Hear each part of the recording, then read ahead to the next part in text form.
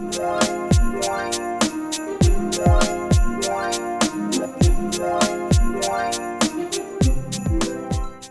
up, everybody? It's Kelsee Briana J, and welcome to one of the last videos that I'm going to be doing for this year's Kelsee Vlogmas. No! If you all have been enjoying Vlogmas, okay, you can always give this video a thumbs up and go back and look at the playlist and enjoy all of the videos that I uploaded during Vlogmas. So if you like it, you can always watch it even outside of Vlogmas, because I posted some good videos this year. I don't care, I'm gonna say it. You know, sometimes you're not supposed to give yourself a pat on the back, but I'm gonna give myself a little pat on the back because I posted some good stuff. But today I want to talk to you guys about some of the things that I did not buy. Yes, can you imagine me not buying stuff? What? You know, that idea is not that far-fetched nowadays, but I still like to do this video because I like to give you all reasonings as to why I didn't buy something, and you can get a little bit of insight into my thought process on how I make a purchase, you know, whether or not I buy or say bye to something. So I enjoy doing this video to overview some of the things that I may have dodged bullets on, some of the things that I may still be interested in. You know, I have a little bit more time to think about it and I'm not making rash purchases. So, like I said, this is my third or fourth year doing this video, and I enjoy doing it every single year. But this year's a little bit different because I'm doing it in collaboration with my girl, GlamGirlChelsea. And if you all have not subscribed to her channel yet, what are you waiting for? My girl Chelsea is about all things glam, and she has become one of my closest friends. I talk to her all the time, so go watch my girl. She's gonna be talking about some of the products that she skipped in 2021 as well. Everybody's products that they skip are gonna be different, and if we did skip the same thing, then our reasoning for why we may have skipped it is going to be completely different because everybody's different. That's the beauty of YouTube. So definitely go check her out. She's been participating in Vlogmas as well. Her Vlogmas series is called Chelsmas, so you can start by watching some of that content. I will have her video posted down below in my description box for you guys to check out after you're done watching this one. So I'm gonna go ahead and scoot over because I have to insert pictures, because remember, I skipped it, so I don't have it. I gotta show you the picture, you know what I'm saying? Let me know if you all picked up anything that I skipped, and let me know if you're interested in anything and if you feel like I shouldn't have skipped it. Like, dang, I really want to see a review on that. Let me know. All right, let's get into it. So let's start it off. I skipped the Dior Cushion Foundation, mainly because I didn't feel like I had a shade. And I wanted to have that. Y'all know I have a thing with cushion foundations, and I wish they came in a more expansive shade range. With the Dior one, I felt like I just would have been in the middle somewhere, so I just went ahead and skipped it. I'm looking at my phone. I just don't understand why brands can't give a deeper range for cushion foundations, because at first it definitely was directed towards the Asian market, but now we all know about it and we all want it. So it's like, okay, either stop making it or give the darker shades. So that's just what I want, darker shades or die. I didn't get that one, which was a disappointment because the packaging just looked like everything. I wanted to have that just for that alone, but of course I need to be able to at least use the products, you know. I couldn't do that, so I skipped it. I thought for sure that I would have purchased the Ysl Rouge Sur Mesure set, I think is how it's pronounced. So basically what it is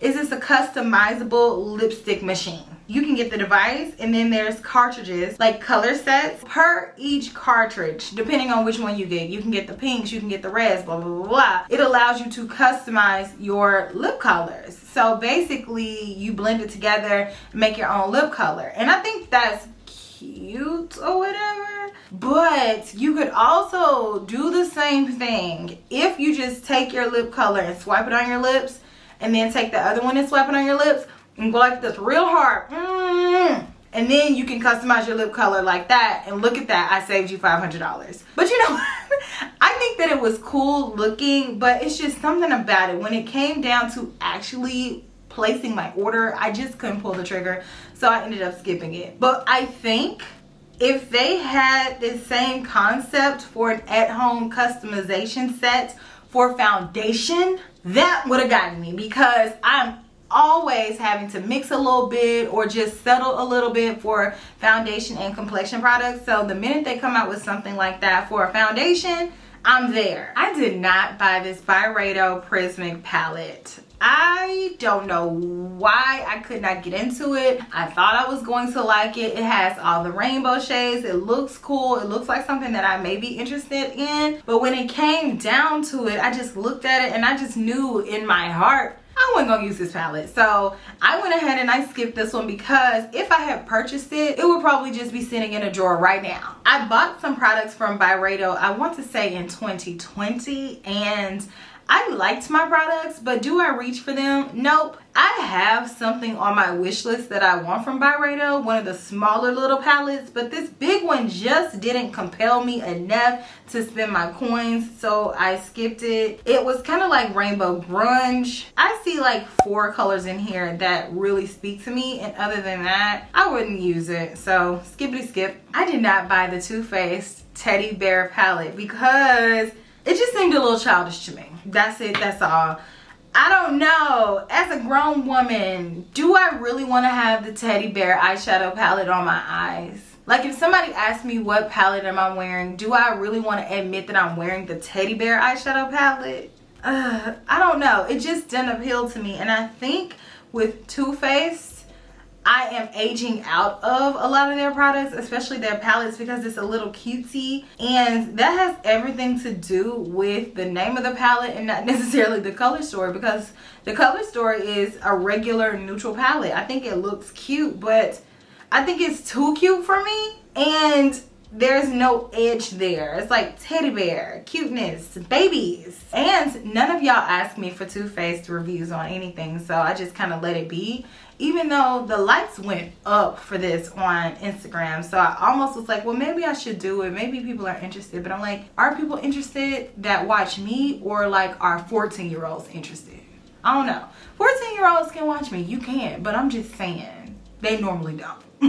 Did y'all know that Hot Topic did a collaboration with Blockbuster to come out with an eyeshadow palette? Because I saw it when it was coming out and I was like, that is a really weird, very peculiar situation, because first of all, I don't know if I'm just living under a rock, but I didn't know Hot Topic made makeup. Let's start there. And then I'm like, who do you even contact from Blockbuster to figure out if it's okay to have a collaboration? These are all questions that need answers from me, because I've not seen anybody from Blockbuster since the 99 and the 2000s. Like, I don't know who summoned Blockbuster up. I'm thinking a Blockbuster collab would make a hot eyeshadow palette. What you think?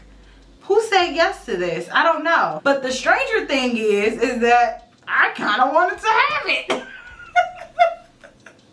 Oh, the nostalgia. Okay, so I am a 90s baby, okay? I remember fond times going to Blockbuster with my mama and my little sister, and us being able to pick out 2 movies each, because my mama let us get 2 movies, not 1. We got to get 2. So normally for my 2 movies, I would get whatever romantic teen comedy rom-com was out, so a She's All That, or maybe a Bring It On little situation, and then I would get a slasher flick, one that I may have never seen or had no business watching. That's how I really got into Freddy Krueger. I really got into Texas Chainsaw, the original ones. So like, I was a little kid that was obsessed with horror movies, and I prided myself on that. So when I saw that Blockbuster had a collaboration, I'm like, oh, that reminds me of going to Blockbuster with my mom and my sister. I kind of want to have it. But then I had to check myself, because it's like, but why though?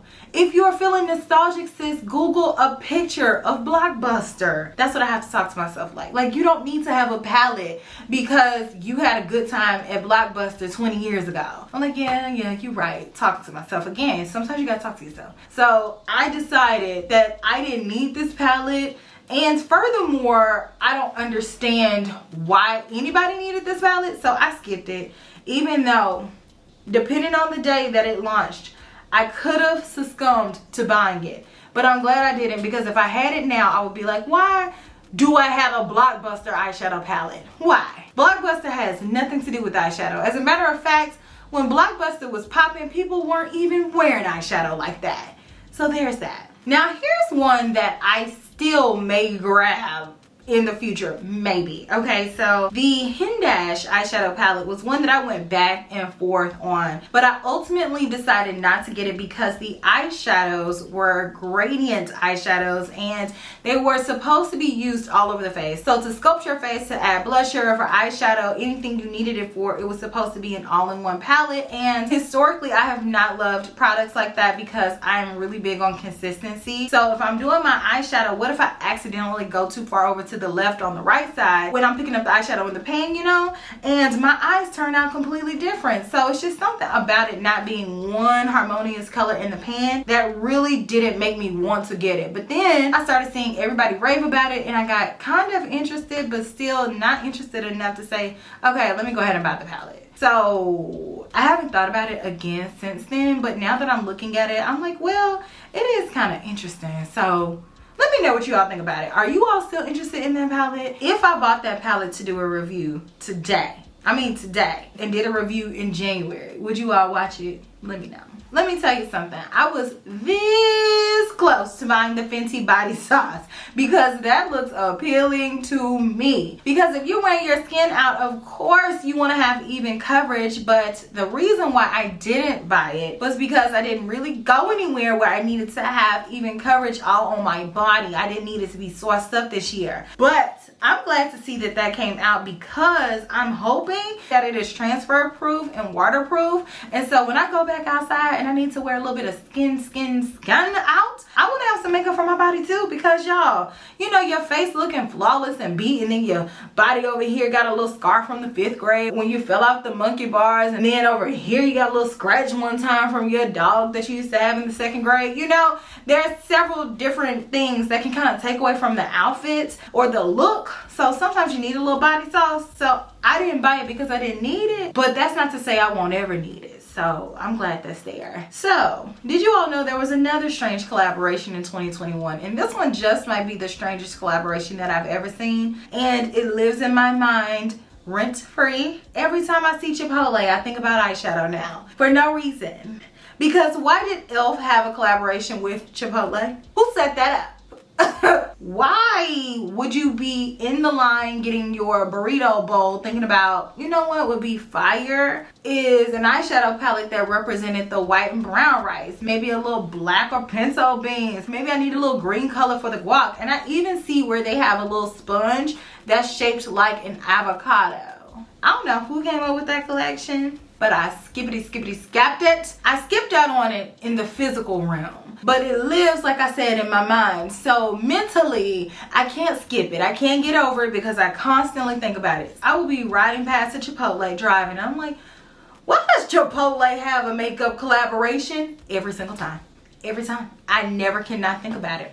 It's always going to be deeply ingrained in my brain. So MAC did a Cruella collection and I skipped it so hard. I just took one look at it and I said, it's not Venomous Villains though. Y'all, Venomous Villains was one of MAC's most iconic makeup collections of all time. Every piece was so carefully curated that I still get excited about that collection to this day. And it was, I don't know, probably like 10, 11 years ago, but it was a long time ago to still be thinking about that same collection and that to still be the standard. So that should let you know that, I don't know, MAC's crown has fallen and I need them to maybe pick it up, because I'm looking at this Cruella collection and I'm like, this just isn't it. It doesn't make me think about Cruella. I mean, aside from the brushes, I see where they were going with that, but the collection just screamed cheap to me. It looked like a low budget version of what they could have done, and for MAC to be a company with the size of budget that they have, to me the collection was unacceptable, especially this eyeshadow palette. It's like for years MAC has just not understood the assignment when it comes to eyeshadow. Valentino came out with a beauty brand this year and I was so excited because I love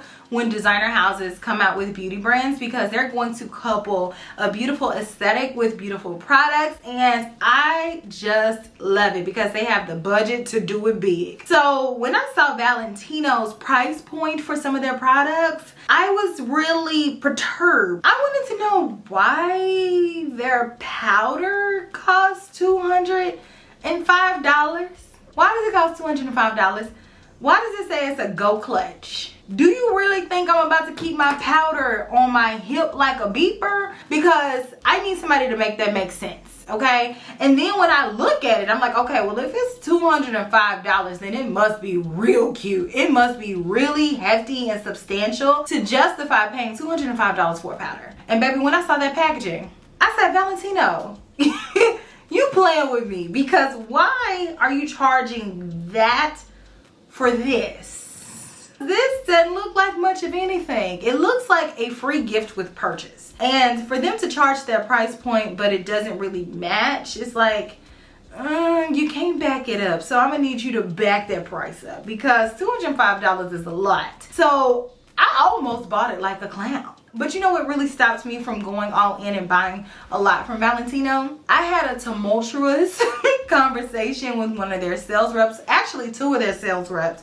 and it just turned me off from buying things from the brand. Because for a good little while, you could only buy Valentino on Valentino's website, because originally it came out on Ysl Rouge's website. They wouldn't ship it to the US. So it was out for like some months before we finally could buy it on Valentino's website. Finally, we could. They didn't have their ish together. It was very unorganized. So I was like, you know what? I'm not interested then. So then I started seeing it trickle into Nordstrom. I saw it trickle onto Sephora eventually. It actually just came onto Sephora not too long ago. That was when I was able to get my correct foundation shade, because it was a whole mess, child, to try to get something from them, from Valentino directly. And I want them to fix their packaging, because it's not really meeting my luxe requirements. The prices are here, the packaging is here. You know, I need the scale to balance out, even it out for me. I did not buy that Urban Decay Naked Cyber palette. I just have to question why they made that palette look like my hands on the coldest day of February after I dipped them into flour and had been writing on a chalkboard. The answer is, what are things that are ashy, Alex? I don't get why they made that palette so light when it could have been something that is so cool. It could have had a really beautiful holographic shift to it. And I'm not saying that the colors had to have the most pigmentation ever, but they could have done it in a way that they were sheer, but they still were workable or could be used as toppers. But instead they went with an ashy base for all of them. And I mean, I swatched them. So the eyeshadow formulation in and of itself was drier, but then I looked at them and I'm like, how does this fit into the naked category? You know, it's almost like I forgot that the naked category is supposed to mean neutrals. So I think we've strayed so far away from that I don't even think they even try anymore, because there's nothing naked about that unless we're talking about taking a bath and then not putting on lotion and then going outside in 20-degree weather. That's the only time somebody's skin is gonna look like that, when they're naked, when they're suffering from hypothermia. So the last major thing that I skipped in 2021 is Ariana Grande's REM Beauty. And I'm not gonna lie to y'all, I'm not. And I've admitted this before, but I'll say it again. I like Ariana Grande's music. I do. I feel like she just has some bops, like just fun music. It reminds me of simpler times, little Britney Spears, Christina Aguilera times, pop star. You know, it's not meant to be taken too seriously, but I like her music. I do. So I was kind of looking into this brand, because I'm like, okay, what is Ariana Grande gonna give us besides black eyeliner? Because that's what I know her for. Black eyeliner, ponytail, and some kitten ears. So I'm like, what is she gonna give us makeup wise? So I look at the brands and I almost placed an order. I did. But what held me back is my schedule, okay? Because I'm like, maybe y'all would be interested in this, maybe you wouldn't. I can't tell sometimes. Sometimes I just have to sit there and pluck a flower. Do you want this? Do you not? Do you want this? Do you not? I guess they want it. And then I have to just toss it up, because sometimes y'all say y'all want certain videos and then you don't watch them. And sometimes y'all say, I don't want that video. And then that's like my 1 out of 10 video. It's the highest ranking one. So sometimes I really don't know. So I was on the fence about it, but ultimately I decided not to get anything at this time because of time constraints. So I am still looking at this brand, because to be honest, it doesn't look bad. It really doesn't. I mean, it is skewed a little bit younger, and that's because Ariana Grande's demographic is comprised of kids mainly. But the product actually reminds me of something that Byyyyeeeesssss would come out with, and they definitely are an artsy type brand, so I'm not mad at it. She has a good little range of stuff here. She has eyeshadow palette, she has eyeliner, there's liquid eyeshadows in the mix, there's matte lipstick, you know, little lip gloss here or there, and then there's the highlighter topper. So let me know what y'all think about it. Did you all buy anything from it? Have you all seen any reviews on it? Tell a girl. I'm interested to know. Thank you all so much for watching me talk about all the makeup that I did not buy in 2021, because I skipped things here and there, you know what I'm saying? And I skipped more things than that, but these are some of the more significant skips. Because if we talked about all the things that I did or didn't buy, we would be somewhere all day. Sometimes you just gotta talk about it where it counts. And so these are the things that I felt like you all would want to know why I skipped. So don't forget to go watch Chelsea's video. Again, I will have it linked down below. I can't wait to see what she skipped too, because like I said, even if we skipped the same thing, we probably skipped for different reasons. So I'm really anxious to see, what did she not buy? What did you save your money on this year? I can't wait to know. But as per usual, like this video, like it if you like it. Hey, subscribe. Anyways, I'll see you all in my very next video, which will be tomorrow. Smooches. Bye.